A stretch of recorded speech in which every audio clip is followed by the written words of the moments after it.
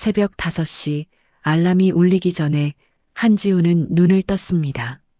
15회째 반복되는 아침이었습니다. 옆에서 자는 아내의 호흡 소리가 고릅니다. 초등학생 아들 민준이의 방문 틈새로 새어나오는 야광별 스티커 빛이 희미했습니다. 지우는 소리 없이 침대에서 일어나 거실로 나왔습니다. 창밖은 아직 어두웠습니다. 서울 외곽 아파트 단지의 불빛들이 성긴 별처럼 흩어져 있었습니다. 지우는 커피를 내리며 오늘 현장 일정을 떠올렸습니다. 5층 철근 배근 검수, 자재 반입 확인, 1일 안전 점검. 늘 해온 일들이었습니다. 커피 잔을 들고 베란다에 섰습니다. 멀리 현장 크레인의 붉은 경고등이 깜빡이는 게 보였습니다. 15년 전 그가 처음 현장에 발을 디뎠을 때도 새벽은 이렇게 조용했습니다. 그때는 안전모가 어색했고 도면을 읽는 것도 서툴렀습니다. 하지만 한 가지는 확실했습니다. 안전은 타협할 수 없다는 것. 안전모 안 쓰면 현장 출입 금지입니다. 예외 없습니다. 신입 시절 선배 팀장이 했던 말이었습니다. 지우는 그 말을 지금까지 지켜왔습니다. 15년 동안 그가 맡은 현장에서 큰 사고는 한 번도 없었습니다. 그게 그의 자존심이었습니다. 오전 8시 현장 사무실에 도착했습니다. 철골 구조물 사이로 아침 해가 비스듬히 들어왔습니다. 작업자들이 하나둘 모여들었습니다. 지우는 안전모를 고쳤으며 현장을 한 바퀴 돌았습니다. 어제 반입된 철근 더미를 눈으로 훑었습니다. 규격은 맞았지만 표면 상태가 마음에 걸렸습니다. 녹이 너무 많았습니다. 이거 다시 확인 좀 해봐요. 자재 담당 김대리가 난처한 표정을 지었습니다. 소장님, 본사에서 이미 승인 떨어진 건데요. 승인이 문제가 아니라 품질이 문제입니다. 보고 올려야겠어요. 지우는 사무실로 돌아와 노트북을 켰습니다. 이번 주에만 3번째 품질 이슈 보고였습니다. 철근, 콘크리트 강도, 방수제. 모두 기준은 통과했지만 현장 감각으로는 불안했습니다. 그는 사진을 찍고 보고서를 작성해 본부로 보냈습니다. 답은 빨랐습니다. 본부장 최상범에게서 전화가 왔습니다. 한 소장, 또 보고 올라왔던데. 예, 본부장님. 현장 상태가 좀 그래서요. 자네 현장, 일정 벌써 2주 밀렸어. 이번 달 안에 5층까지 올려야 한다는 거 알지? 최상범의 목소리는 부드러웠지만 날이 서 있었습니다. 알고 있습니다. 하지만 안전이 먼저니까요. 안전. 자네 그 소리만 하면 회사가 돌아가나? 우리가 자선 사업하는 줄 아나? 지우는 입술을 깨물었습니다. 이해합니다만 지금 자재 상태로는. 이해하면 일정 맞춰. 본사 사람들이 자네 현장 때문에 골치 아파해. 내가 막아주고 있는 거야. 전화가 끊겼습니다. 지우는 휴대폰을 천천히 내려놓았습니다. 창밖으로 작업자들이 철근을 나르는 모습이 보였습니다. 허리가 굽은 50대 김반장, 25 청년 박씨, 베트남에서 온 응우엔. 모두 가족을 먹여 살리기 위해 이 현장에 있었습니다. 그들의 안전을 지키는 것이 소장의 일이었습니다. 하지만 회사는 일정만 재촉했습니다. 오후 6시 집으로 돌아왔습니다. 현관문을 열자 아들 민준이가 달려왔습니다. 아빠, 우리 민준이 오늘 학교 어땠어? 좋았어요. 아빠, 숙제 봐줘요. 지우는 안전화를 벗으며 웃었습니다. 머리가 무겁고 어깨가 결렸지만 아들 앞에서는 괜찮은 척했습니다. 거실 테이블에 앉아 민준이의 수학 문제를 함께 풀었습니다. 분수 나눗셈이었습니다.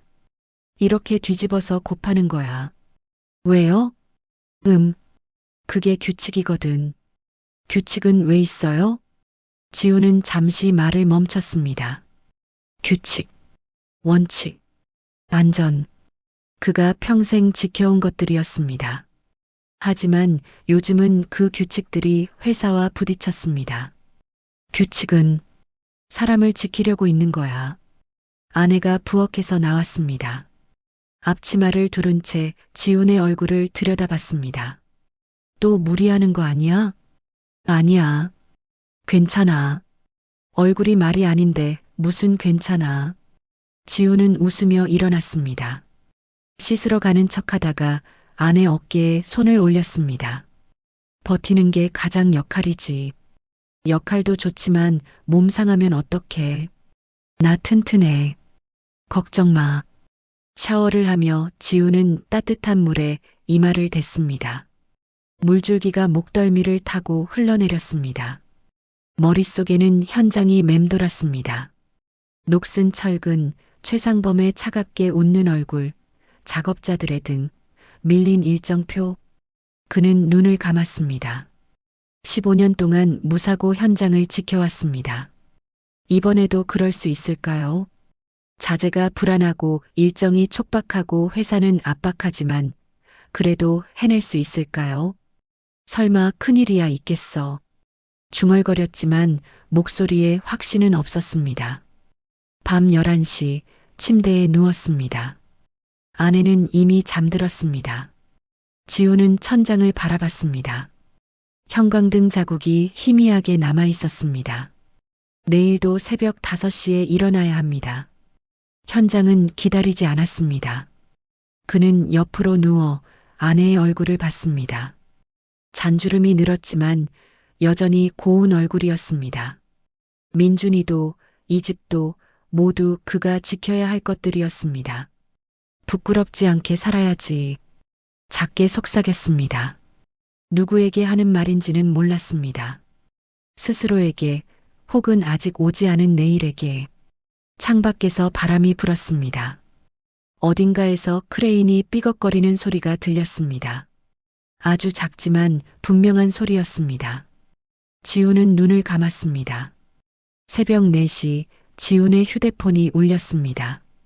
잠결에 화면을 본 순간 심장이 멎는 듯 했습니다. 김 반장이었습니다. 김 반장은 새벽에는 전화하지 않는 사람이었습니다. 소장님, 큰일 났습니다. 목소리가 떨렸습니다. 무슨 일이야? 5층 철골이 무너졌습니다. 현장에 도착했을 때 구급차 사이렌 소리가 귀를 찢었습니다. 경광등 불빛이 새벽 어둠을 붉게 물들였습니다. 무너진 철골 구조물 아래로 작업복 입은 사람들이 보였습니다. 지우는 차에서 뛰어내렸습니다. 다리에 힘이 제대로 들어가지 않았습니다. 부상자는 3명입니다. 1명은 의식이 없고요. 김 반장의 얼굴이 창백했습니다. 지우는 무너진 구조물을 바라봤습니다. 어제까지 멀쩡했던 철골 기둥이 기역자로 꺾여 있었습니다. 용접 부위가 깨끗하게 떨어져 나갔습니다. 그가 우려했던 자재 문제였습니다. 119 왔어요? 예, 지금 이송 중입니다. 구급대원들이 들것을 나르는 모습이 보였습니다. 젊은 작업자 박 씨였습니다. 25, 결혼 준비 중이던 청년. 지우는 주먹을 쥐었습니다. 손톱이 손바닥에 파고들었지만 아프지 않았습니다. 경찰이 도착했습니다. 그리고 언론도 왔습니다. 카메라 플래시가 터졌습니다. 누군가 마이크를 들이댔습니다. 현장 소장이신가요? 안전관리는 제대로 하셨습니까? 지우는 대답하지 않았습니다. 대답할 수 없었습니다.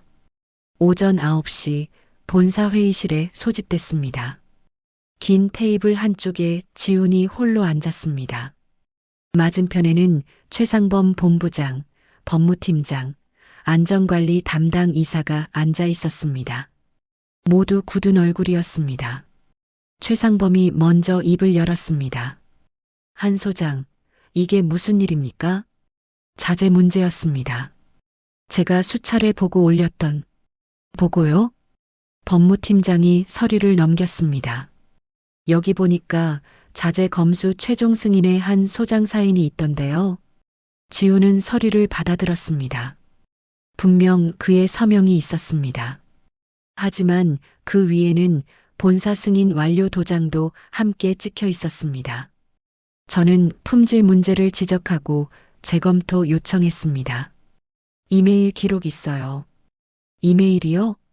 최상범이 웃었습니다. 차가운 웃음이었습니다. 한 소장, 현장 책임자가 누굽니까? 최종 판단은 소장이 하는 거 아닙니까?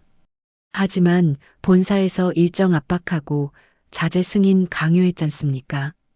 강요? 안전관리 이사가 끼어들었습니다. 우리가 언제 안전 무시하라고 했습니까? 오히려 한 소장이 일정 맞추겠다고 무리하신 거 아닙니까? 지우는 입이 막혔습니다. 제 휴대폰에 통화 기록 다 있습니다. 본부장님이 직접 통화 내용이요? 저는 일정 확인만 했을 뿐인데요. 최상범은 여유로웠습니다. 한 소장, 지금 회사에 책임 전가하려는 겁니까? 회의실이 조용해졌습니다. 에어컨 바람 소리만 들렸습니다. 법무팀장이 봉투 하나를 테이블 위로 밀었습니다. 이렇게 합시다. 한 소장이 현장 관리 부실 책임지고 사임하는 걸로. 그럼 회사가 보상금 지원하고 조용히 정리할 수 있습니다. 사임요? 이 사고 책임자 누군가는 져야죠. 언론도 날리고 경찰 조사도 들어올 겁니다. 회사 전체가 무너지면 한 소장도 동료들도 다 힘들어집니다. 지우는 봉투를 보지 않았습니다. 저는 잘못한 게 없습니다. 잘못 없으면 왜 사고가 났습니까? 최상범의 목소리가 낮아졌습니다. 한 소장, 현실을 보십시오. 여기서 버티면 해고입니다. 아무것도 못 받습니다.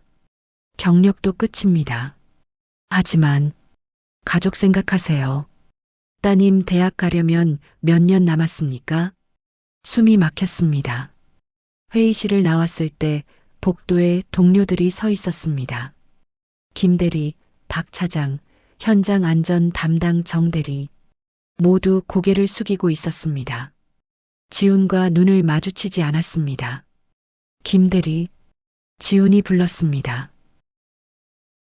예, 자재 문제같이 확인했잖아. 당신도 이상하다고 했어. 그게 김 대리는 입술만 달싹였습니다. 저도 가족이 있어서요. 다른 사람들도 침묵했습니다. 누구도 지훈 편에 서지 않았습니다. 아니, 설 수 없었습니다. 모두 회사에 묶여 있었습니다. 지훈은 천천히 고개를 끄덕였습니다. 원망할 수 없었습니다. 그들도 버텨야 하는 사람들이었으니까요. 저녁 8시 집 앞에 도착했습니다. 현관문 앞에서 지훈은 한참을 서 있었습니다. 열쇠를 꺼냈다가 다시 주머니에 넣었습니다. 문을 열 용기가 나지 않았습니다. 안에서 민준이 웃음소리가 들렸습니다. 아내와 뭔가 이야기하며 웃는 소리였습니다. 평범한 저녁 풍경이었습니다. 지우는 벽에 등을 기댔습니다. 15년 동안 무사고 현장을 지켰습니다. 안전 원칙을 한 번도 어긴 적 없었습니다. 그런데 하루아침에 사고 책임자가 됐습니다. 회사는 그를 버렸고 동료들은 고개를 돌렸습니다. 내가 죄인인가? 중얼거렸습니다. 자재 문제를 보고했어도 일정 압박에 저항했어도 결국 사고는 났습니다. 박 씨는 의식불명입니다. 김 반장은 다리를 다쳤습니다. 베트남 의무에는 팔이 부러졌습니다. 현장 책임자는 지훈이었습니다. 문이 열렸습니다. 아내가 나왔습니다. 왜 여기 서 있어? 들어와. 응. 거실로 들어서자 민준이가 달려왔습니다. 아빠, 오늘 수학시험 100점 맞았어. 시험지를 들고 웃는 아들의 얼굴이 눈부셨습니다. 지우는 무릎을 꿇고 아들을 안았습니다. 작은 몸이 따뜻했습니다. 잘했다, 민준아. 목소리가 떨렸습니다. 아빠 왜 그래? 울어? 아니야. 기뻐서 그래. 아내가 지훈의 어깨를 잡았습니다. 무슨 일 있어? 지훈은 고개를 저었습니다. 아직 말할 수 없었습니다. 어떻게 말해야 할지 몰랐습니다. 밤 12시 혼자 베란다에 섰습니다. 멀리 현장 불빛이 꺼져 있었습니다. 사고 현장은 폐쇄됐습니다. 경찰 통제선이 쳐졌을 겁니다. 지훈은 주머니에서 봉투를 꺼냈습니다. 회사가 준 합의서였습니다. 사인하면 보상금, 거절하면 해고. 버티는 게 가장 역할이지. 어제 아내에게 했던 말이 떠올랐습니다. 하지만 이제 무엇을 버텨야 할까요? 회사는 그를 희생양으로 만들었습니다. 원칙을 지켰지만 아무도 믿어주지 않았습니다. 휴대폰이 울렸습니다. 모르는 번호였습니다. 한지훈 소장님이십니까? 누구세요? 저는 노동청 조사관입니다. 내일 한번 만나 뵙고 싶은데요. 지훈은 난간을 꽉 쥐었습니다. 알겠습니다. 전화를 끊고 하늘을 올려다봤습니다. 별이 보이지 않았습니다. 서울 하늘은 언제나 흐렸습니다. 그는 작게 숨을 내쉬었습니다. 싸워야 할까요? 아니면 포기해야 할까요? 아직 답은 없었습니다. 이틀 후 낡은 카페에서 지훈은 낯선 여자를 만났습니다. 한지훈 소장님 맞으시죠? 30 초반으로 보이는 여자였습니다. 검은 태안경을 쓰고 있었고 손에는 서류 가방을 꼭 쥐고 있었습니다. 지훈은 고개를 끄덕였습니다. 저는 윤가영입니다. 회사 감사팀에서 일하고 있어요. 감사팀이요? 지훈은 경계했습니다. 회사 사람이라면 믿을 수 없었습니다. 가영은 주위를 살폈습니다. 카페 안은 한산했습니다. 그녀는 가방에서 두꺼운 파일을 꺼냈습니다. 이거 보세요. 펼쳐진 서류는 자재거래 명세서였습니다. 지훈이 현장에서 본 것과 달랐습니다. 철근 단가가 절반 수준이었고 공급업체 이름도 달랐습니다. 이게 뭡니까? 실제 거래 내역이에요. 회사는 싸구려 자재를 들여놓고 정상 단가로 기록했어요. 차액은 가영이 다른 장부를 넘겼습니다. 비자금으로 빠졌어요. 최상범 본부장 개인 계좌로 들어간 돈만 2억 원이 넘습니다. 지훈은 손이 떨렸습니다. 그럼 사고는 예정된 결과였어요. 부실 자재 쓰면 언젠가 무너질 수밖에 없었죠. 그녀는 또 다른 서류를 꺼냈습니다. 지훈이 보냈던 품질 문제 보고서였습니다. 하지만 내용이 달랐습니다. 이상 없음으로 조작돼 있었습니다. 소장님이 보낸 메일은 다 삭제됐어요. 서버 백업도 지워졌고요. 소장님 서명만 남기고 내용은 다 바꿨어요. 지훈은 서류를 꽉 쥐었습니다. 종이가 구겨졌습니다. 왜 저한테 이걸 보여줍니까? 가영은 안경을 벗었습니다. 눈이 충혈돼 있었습니다. 제 동생이 현장 작업자였어요. 3년 전 대구 현장에서 사고로 죽었습니다. 그때도 부실 시공이었어요. 회사는 작업자 부주의로 덮었죠. 목소리가 가라앉았습니다. 이번에는 달라야 한다고 생각했어요. 또 누군가 죽기 전에 집으로 돌아오는 길 지훈은 멈춰 섰습니다. 아파트 입구 벤치에 앉아 머리를 감쌌습니다. 가영이 준 서류 사본이 가방 안에 있었습니다. 증거였습니다. 회사의 비리를, 최상범의 범죄를 증명할 수 있는. 하지만 이걸 공개하면 어떻게 될까요? 회사는 지훈을 완전히 짓밟을 겁니다. 경력은 끝나고 재취업도 불가능할 겁니다. 건설업계는 좁았습니다. 한번 찍히면 다시는 일하지 못했습니다. 가족은 어떻게 먹고 살까요? 민준이 학원비는, 아내 병원비는, 집 대출금은. 도망치는 게 맞나? 중얼거렸습니다. 합의서에 사인하고 보상금 받으면 됩니다. 그럼 최소한 당장은 살 수 있습니다. 죄책감은 평생 안고 가더라도 휴대폰이 울렸습니다. 병원에서였습니다. 한지훈 보호자님이십니까? 박민우 씨 의식이 돌아왔습니다. 병원 중환자실 앞 지훈은 유리창 너머를 봤습니다. 박 씨가 침대에 누워 있었습니다. 머리에 붕대를 감고 온몸에 깁스를 했습니다. 25 청년은 이제 걷지 못할 거라고 의사가 말했습니다. 보호자석에는 여자가 앉아 있었습니다. 약혼녀였습니다. 그녀는 박 씨 손을 잡고 울고 있었습니다. 지훈은 그 자리를 떠나지 못했습니다.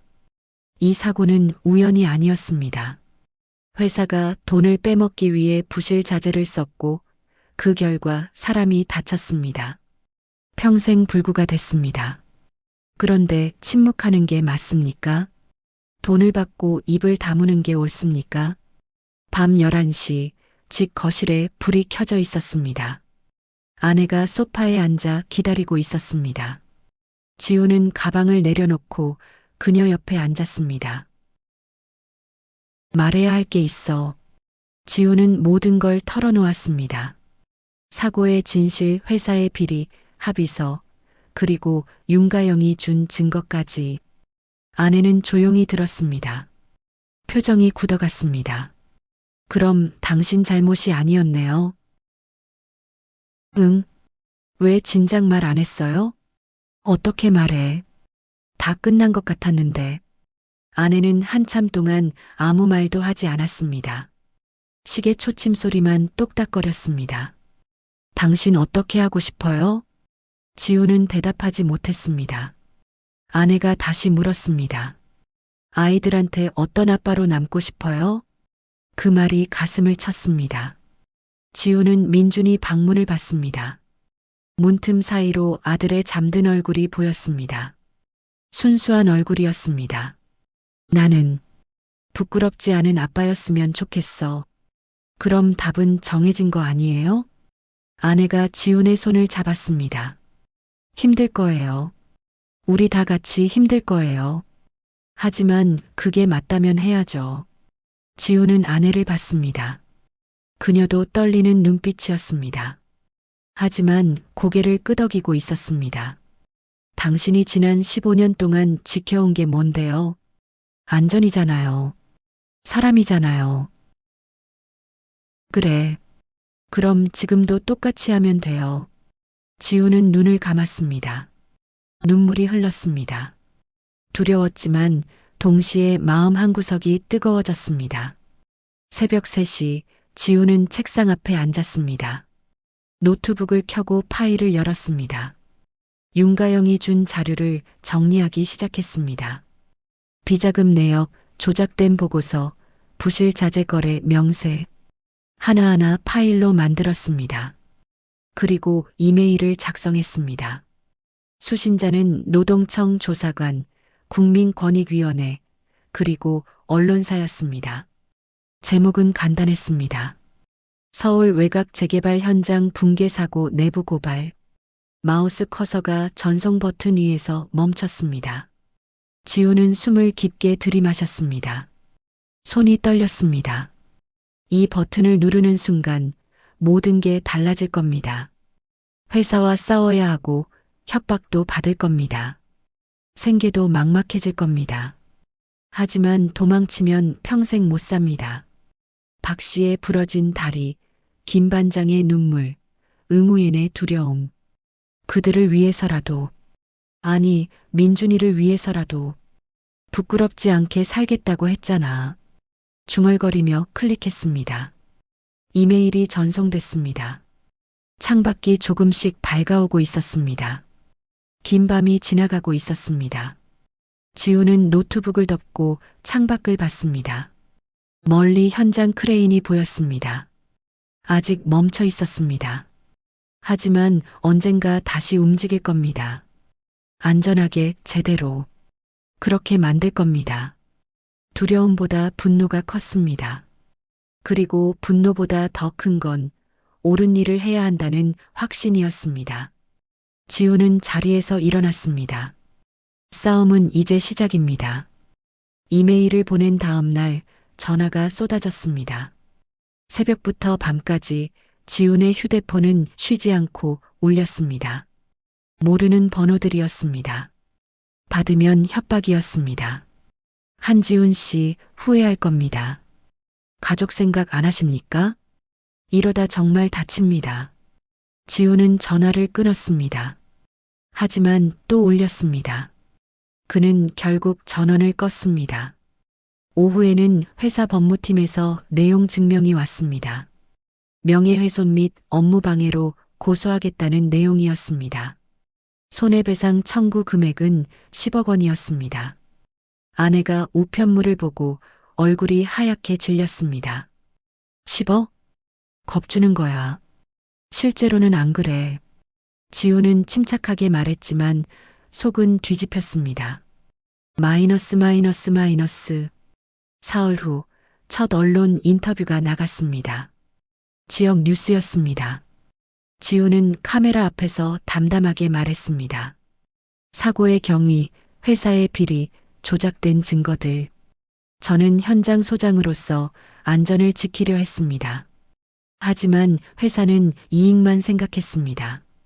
방송이 나간 뒤 반응은 반으로 갈렸습니다. 어떤 사람들은 응원했습니다. 용기 있는 고발이다. 회사가 잘못했다. 하지만 더 많은 사람들은 의심했습니다. 온라인 댓글창은 악플로 가득했습니다. 마이너스 현장 소장이 책임 회피하는 거 아님? 마이너스 돈 더 받으려고 이러는 거 키읔키읔. 마이너스 얘도 공사 강행한 거 맞잖아. 같이 유죄임. 지우는 댓글을 보다가 휴대폰을 내려놓았습니다. 손이 떨렸습니다. 아내가 그의 어깨를 안았습니다. 보지 마요. 모르는 사람들 말에 흔들리지 마요. 응. 하지만 쉽지 않았습니다. 마이너스.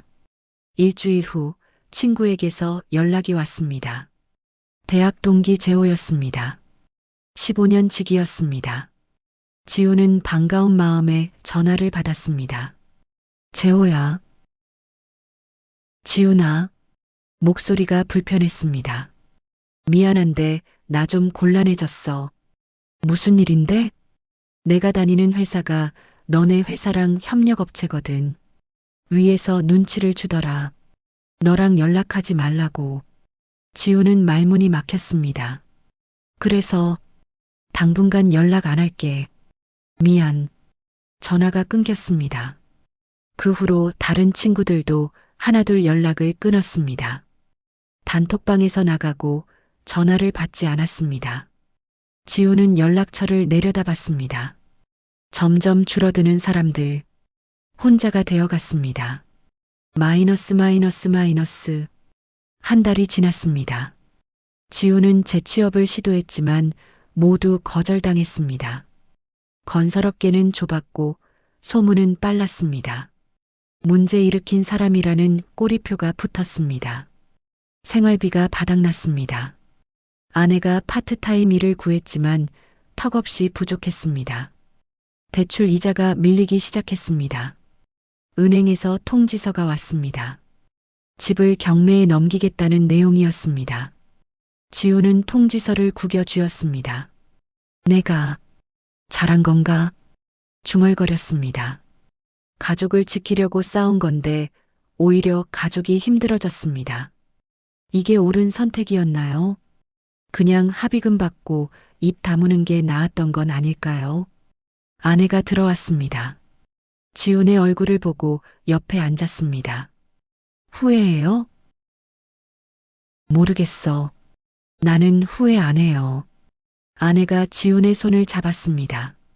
힘들지만 당신이 옳은 일 하고 있다는 거 알아요. 민준이도 나중에 알 거예요. 집을 잃을지도 몰라. 집은 다시 구하면 돼요.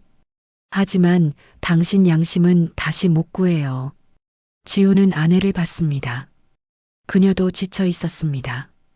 하지만 눈빛만은 흔들리지 않았습니다. 마이너스 마이너스 마이너스. 2달째 윤가영이 다시 연락했습니다. 소장님, 추가 자료 확보했어요. 카페에서 만났습니다. 가영은 새 서류 뭉치를 건넸습니다.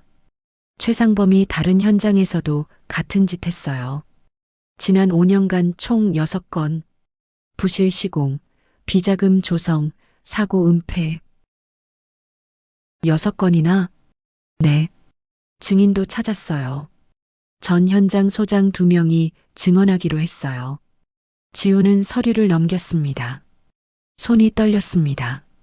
가영 씨도 위험해요. 왜 이렇게까지? 제 동생 무덤에 가면 늘 생각해요. 내가 그때 뭐라도 했으면 동생이 안 죽었을까? 이번엔 안 그러고 싶어요. 그녀의 눈에 눈물이 맺혔습니다. 소장님이 포기하면 다 끝이에요. 버텨주세요. 지우는 고개를 끄덕였습니다. 고맙습니다. 고마워할 건 없어요. 우리 같이 싸우는 거예요. 마이너스 마이너스 마이너스. 3달 후 첫 재판이 열렸습니다. 법정은 사람들로 가득했습니다. 기자들, 방청객들, 그리고 회사 측 변호사들. 지우는 증인석에 앉았습니다. 검사가 물었습니다. 피고인 최상범의 비리를 알게 된 경위를 말씀해 주십시오. 지우는 숨을 고르고 말하기 시작했습니다. 자재 품질 문제, 반복된 보고, 무시당한 경고, 조작된 기록. 하나하나 또박또박 증언했습니다. 최상범이 방청석에서 지훈을 노려봤습니다. 차갑고 위협적인 눈빛이었습니다. 지훈은 눈을 피하지 않았습니다. 저는 현장 소장으로서 안전을 최우선으로 생각했습니다. 하지만 회사는 이익만 추구했고 그 결과 사람이 다쳤습니다. 목소리가 떨렸지만 멈추지 않았습니다. 저는 도망치지 않겠습니다. 진실을 밝히겠습니다. 법정이 조용했습니다. 증언을 마치고 증인석에서 내려왔을 때 지우는 자신이 달라졌다는 걸 느꼈습니다. 더 이상 희생양이 아니었습니다. 피해자도 아니었습니다. 싸우는 사람이 되었습니다. 마이너스 마이너스 마이너스. 법정을 나와 복도에 섰을 때 윤가영이 기다리고 있었습니다. 잘하셨어요. 이제 시작이죠. 그래도 첫걸음은 뗐잖아요. 지우는 창밖을 봤습니다. 하늘이 맑았습니다. 아직 끝나지 않았습니다. 재판은 길고 압박은 계속될 겁니다. 하지만 이제 혼자가 아니었습니다. 가영이 있고 아내가 있고 진실이 있었습니다. 휴대폰이 울렸습니다. 아내였습니다. 어떻게 됐어요? 잘 끝났어. 다행이다. 민준이가 아빠 응원한대요. 그래. 네. 아빠가 정의의 사도래요. 지우는 웃음이 났습니다. 오랜만에 진짜 웃음이었습니다. 집에 갈게. 전화를 끊고 법원을 나섰습니다. 계단을 내려가는 발걸음이 가벼웠습니다. 여전히 앞은 불확실했지만 뒤돌아보지 않을 자신은 생겼습니다. 싸움의 대가는 컸습니다. 하지만 얻은 것도 있었습니다. 자존심, 용기, 그리고 스스로를 똑바로 볼 수 있는 눈. 지우는 하늘을 올려다봤습니다. 조금만 더 버티자. 혼잣말처럼 중얼거리며 걸었습니다. 끝은 보이지 않았지만 길은 분명했습니다. 판결문이 낭독되던 날 법정은 숨소리조차 조용했습니다. 피고인 최상범에게 징역 3년을 선고합니다. 재판장의 목소리가 울렸습니다. 조직적 비리, 안전규정 위반, 증거인멸. 피고인은 이익을 위해 노동자의 생명을 경시했습니다. 최상범은 고개를 떨구었습니다. 변호사들이 웅성거렸습니다. 원고 한지훈의 주장을 인정합니다. 그는 직무를 성실히 수행했으며 사고 책임은 회사의 조직적 비리에 있습니다. 지우는 가만히 앉아 있었습니다. 환호도 눈물도 나오지 않았습니다. 그저 길고 긴 숨을 내쉬었습니다. 끝났습니다. 법정을 나서자 윤가영이 기다리고 있었습니다. 축하드려요, 소장님. 고맙습니다. 이제 좀 쉴 수 있겠네요. 지우는 고개를 끄덕였습니다. 하지만 마음 한편은 여전히 무거웠습니다. 이겼지만 잃은 것도 많았습니다. 마이너스. 일주일 후 지우는 작은 건설사 면접을 받습니다. 경기도 외곽 직원 20명 남짓한 회사였습니다. 사무실은 낡았고 책상도 오래됐습니다. 대기업과는 비교할 수 없었습니다. 사장이 지훈을 맞았습니다. 50대 중반, 손에 굳은 살이 박힌 사람이었습니다. 한지훈 소장, 소문 들었습니다. 예, 용기 있는 일 하셨어요. 쉽지 않았을 텐데. 지훈은 대답하지 못했습니다. 우리 회사 작습니다. 월급도 전 직장 절반도 안 돼요. 그래도 괜찮겠습니까? 괜찮습니다. 왜요? 안전하게 일할 수 있으면 됩니다. 사장이 웃었습니다. 그럼 내일부터 나오십시오. 지우는 허리를 숙여 인사했습니다. 감사합니다. 마이너스. 첫 출근 날 현장은 조용했습니다. 소규모 주택 리모델링 공사였습니다. 크레인도 철골도 없었습니다. 하지만 작업자들은 성실했고 안전모를 제대로 썼습니다. 지우는 현장을 돌며 확인했습니다. 자재 상태, 작업 환경, 안전 장비 하나하나 꼼꼼히 점검했습니다. 점심시간 작업자들과 함께 도시락을 먹었습니다. 김 씨라는 50대 목수가 말을 걸었습니다. 소장님, 뉴스에서 봤어요. 아, 대단하셨어요. 저 같으면 못했을 거예요. 아닙니다. 당연한 일 했을 뿐이에요. 그게 어디 쉬운 일입니까? 먹고 사는 게 달린 문제인데. 김 씨가 웃으며 물을 건넸습니다. 덕분에 저희가 안심하고 일합니다. 고맙습니다. 지우는 물을 받아 마셨습니다. 목이 메었습니다. 월급은 줄었습니다. 직급도 내려갔습니다. 하지만 마음은 가벼웠습니다. 마이너스. 저녁 집에 돌아왔을 때 민준이가 달려왔습니다. 아빠, 우리 민준이. 지우는 아들을 안아들었습니다. 민준이가 지훈의 얼굴을 들여다봤습니다. 아빠, 친구들이 그러는데.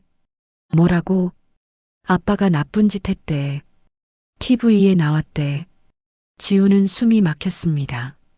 민준이가 다시 물었습니다. 아빠는 나쁜 사람 아니지? 지훈은 아들을 내려놓고 무릎을 꿇었습니다. 눈을 마주쳤습니다. 민준아, 아빠는 나쁜 짓 안 했어. 그럼 왜 친구들이 그래? 사람들이 오해했어. 하지만 아빠는 옳은 일 했어. 옳은 일이 뭔데? 지우는 잠시 생각했습니다. 다른 사람 다치지 않게 지켜주는 거, 거짓말하지 않는 거, 그게 옳은 일이야.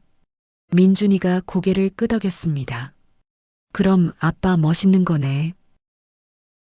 그렇지? 응. 우리 아빠가 제일 멋있어. 민준이가 지훈을 안았습니다. 작은 팔이 따뜻했습니다. 지훈은 눈을 감았습니다. 눈물이 흘렀습니다. 아내가 부엌에서 나와 그 모습을 봤습니다. 그녀도 눈시울이 붉어졌습니다.